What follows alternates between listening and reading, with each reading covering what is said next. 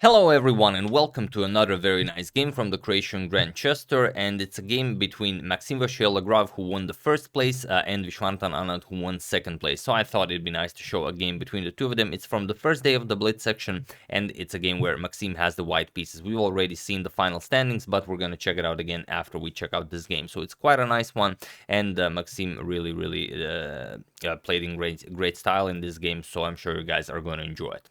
Without further ado, let's check it out. Maxime, with the white pieces, opens with e4. Anand replies with c6. He goes for the Caro-Kann. We have d4, d5, and now e5. Maxime going for the advanced variation of the Caro-Kann. Bishop to f5, and now knight to f3. Not going for any sharper bayonet attack. We have e6 now. The light square bishop has been developed, so it's okay to close down the pawn structure on the light squares, and bishop to e2 now. So just nicely developing. We have c5 now, wasting a tempo, but it's a move that you'll often see. It's like slowly shifting to some sort of a French setup. First you'll play c6, and then you will of course attack the center with c5. So here bishop to e3, and now queen to b6. Now putting pressure on the b2 pawn, but this is a very well-known fact that the pawn of course cannot be captured. Just knight to c3 by Maxime. And the problem is, if you capture this pawn, it's such an interesting game, but of course no one plays it. But I'm going to show it to you just in case someone plays this against you. If queen captures on b2, we're going to play knight to b5. So makes sense, the knight is under attack. We want to move it, knight b5. We go after knight to c7 check, which would win the rook. And now black will play c4. Now the bishop no longer defends the knight. Now black is threatening to capture the knight here. So here, first we play rook to b1 to get the queen away from the b file. And also, you don't want the queen to be able to give some like queen to c3 check at any point when we deliver this check.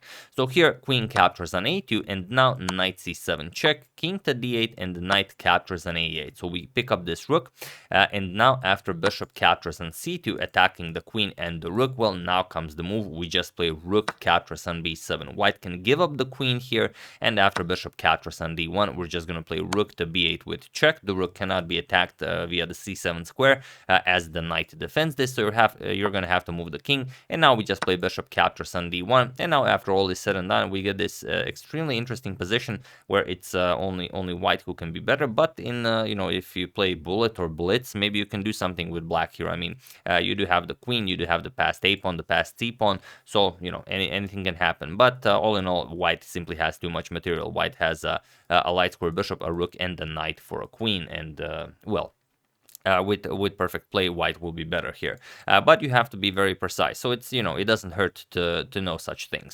So after knight to c3, of course not queen captures on b2, we have knight to c6 by Anand, and now we have castles. And after castles, now it's okay to capture on b2, and this is in fact the main move that people play here. So now the knight is under attack. We play queen to e1, defend the knight here, and now c captures on d4. And now not captures with the knight, even though that's what you guys were looking for, but then just bishop to b4, and the white could have some problems here, since the queen is here on e1. So first, after c captures on d4, we're going to capture with the bishop, and now knight captures, and the bishop to b4. So again, with the double attack on the knight, but this has all been played before, so both of them know this. Now comes rook to b1, attacking black's queen here. So here we have a trade, bishop captures on c3, rook captures on b2. Now you have to capture the queen, so bishop captures on e1, rook captures, and now as the b7 pawn is under attack, b6. And like I said, this has all been played before many times. I think there are over like 25 top tier games in the database with this exact same move order. So here we have h4 by Maxime, now preparing to chase that bishop on the king side. So of course h5, preventing g4. We have knight captures on f5, now e captures, and now c4. Just attacking this pawn here, and if pawn captures, then we activate our bishop very nicely. So here d4, and again, there is a game in the database where c5 was played immediately in a game. Grishu played it against Hari Krishna in the St. Louis Blitz tournament last year, and the game ended in a draw. But here we have rook to d1 by Maxime, and it is now only as of move 18 that we have a completely new game. So let's see how Anand deals with this. Rook to d8, he defends this pawn, but only now that Anand moved this pawn and made his a7 pawn vulnerable, although it doesn't seem like you can reach it. Now Maxime pushes c5, and now You can't really go back because the d4 pawn would fall. And I mean, there's not much you can do. If you allow captures, then captures and rook captures, you're going to lose a pawn. So b captures on c5 is a must play. So here b captures on c5, and now Maxime gets to activate his rook with rook to b7. And it's a very, very enjoyable position as Maxime is down 2 pawns for the moment, but he has very, very active pieces. So here Anand has to decide how to continue. He has to be very precise. One option is to just start bringing the rook directly with rook to h6, and then if rook captures on a7, we can shift the rook to b6, maybe to b2, and it's going to be a very active rook. Anand decides to go for knight to e7 with the idea of knight to g6, and it makes sense. From g6, the knight is going to attack the e5 pawn and also guard the f4 square, so you cannot defend the e5 pawn. But that it only seems that way because Maxime captures on a7. We have knight to g6, and now comes a really, really awesome move, bishop to b5 check, forcing the black king to move, so you cannot castle and quickly bring this rook into the game.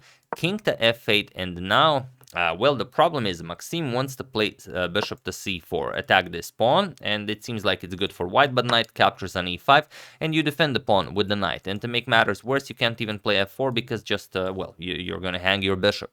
So here, Maxime finds another awesome idea, and that is f4. You just defend this pawn, and of course, black will not capture on f4, or black might capture on f4.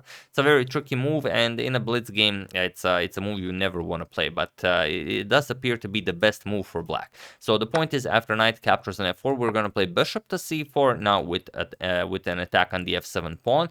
You have to defend with knight to e6, but now rook b1, and now the rook is coming to b7, and you're going to wreak havoc here along the 7th rank. You're going to have two very nice pigs here on the 7th, and black might be able to survive this, but in a blitz game, I don't think anyone would want to play this. So instead, after f4, we have rook to h6 by Anand, and now comes bishop to c4, attacking this pawn. So knight to e7, this is how you block the rook's defense to the f7 pawn, and now again rook to b1, going after rook to b7, and it doesn't seem like there's all that much for Anand to do. It's a very, very passive position for him. So he plays the only thing that's basically left in the position, that's d3, but this doesn't work for a very specific reason. So feel free to pause the video here and try to find the absolute best move for Maxime while I give you a couple of seconds.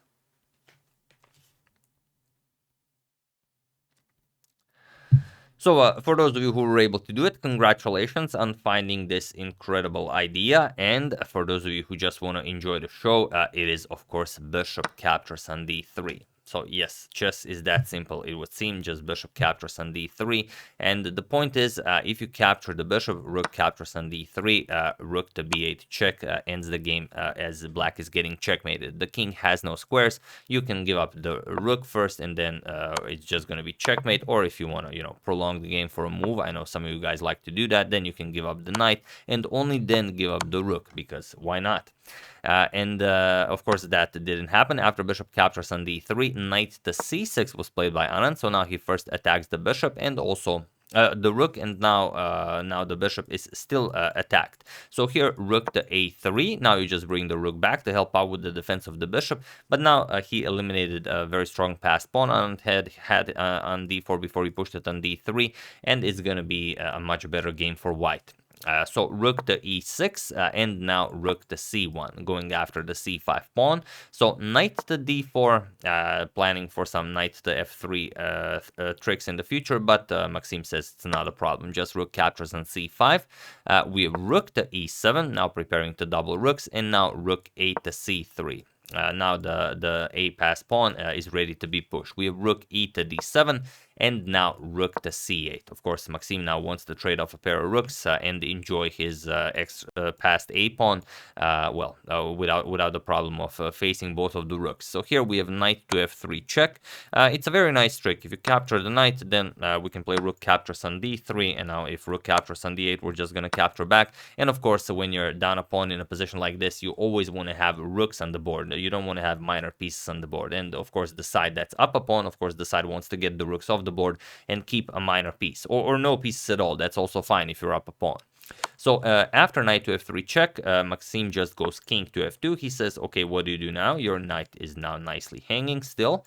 So rook captures on d3. We have rook captures on d8, rook captures, and now king captures on f3. And now it's still rook and we still have a rook's endgame, and it's going to be a bit harder to push that past pawn, but the position is a most interesting one. So here we have rook to d8, and it's a very interesting decision.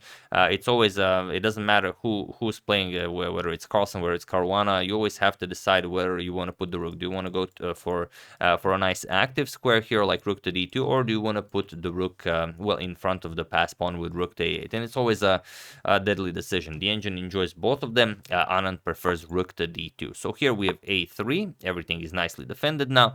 King to e7. Anand starts bringing his king into the game, and for the moment you still have this pawn here, so you can start advancing your king. So g3, king to e6, and now king to e3.